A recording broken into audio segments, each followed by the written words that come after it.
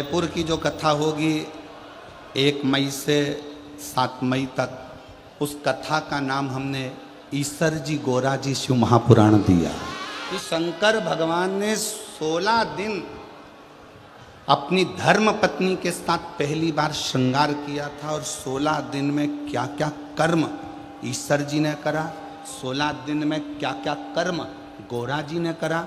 उनके पुत्र गणेश, कार्तिकेय, 6 लड़कियां जया, विषहरा, शामली बारी, दौतली, देव और अशोक सुंदरी, इन 6 लड़कियों ने अपनी माँ का श्रृंगार कैसे करा।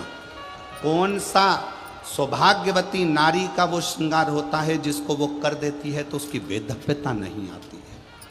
कौन सा श्रृंगार शंकर भगवान का एक करा जाता है जिसके कारण बस शरीर में कोई बड़ी बीमारी नहीं लग सकती है।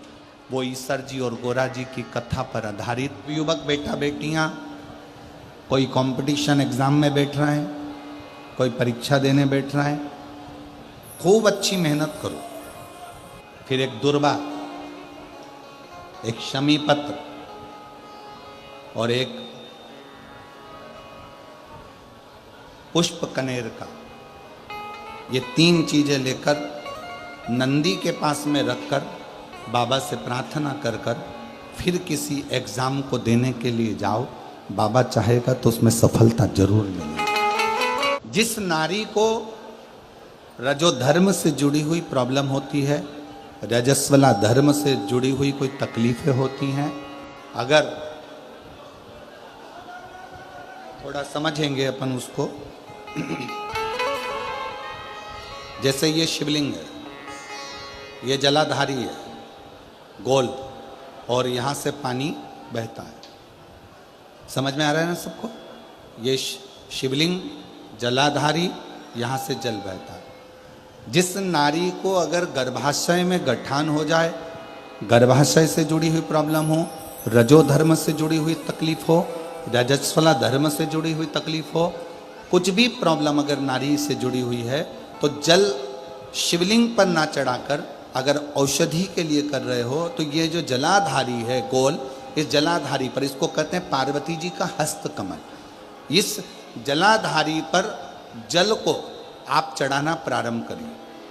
3 बार उस जल को शिवलिंग के आसपास चढ़ाइए, पर शिवलिंग पर समर्पित ना करते हुए जलाधारी पर जल समर्पित करें और उसी जल को झेल कर पीने का प्रयास करें। लगभग 15 दिन भी अगर आपने रेगुलर कर लिया तो निश्चित है कि रजो धर्म से जुड़ी हुई समस्या आपकी समाप्त हो जाए। ये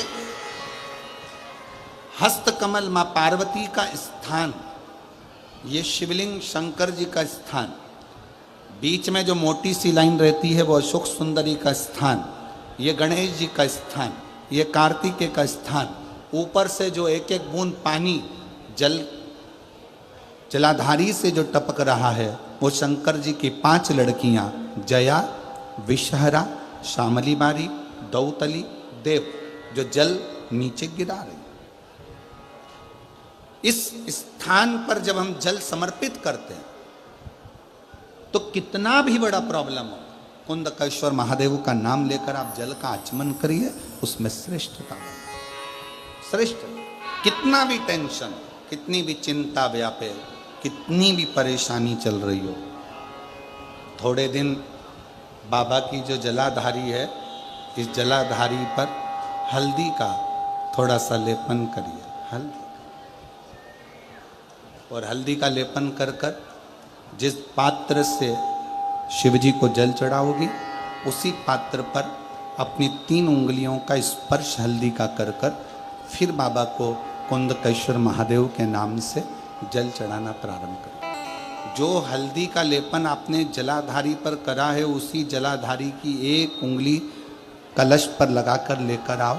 घर के अंदर जब प्रवेश करो या व्यापार में प्रवेश करो तो जो कलश पर हल्दी लगाकर लाए हो वही दरवाजे के ऊपर थोड़ी सी मात्रा में कुंदकेश्वर महादेव के नाम से लगाना प्रारंभ कर दो। कैसी भी चिंता हो 7 से 8 दिन में वो चिंता समाप्त होगी ही हो, टेंशन खत्म होगा ही।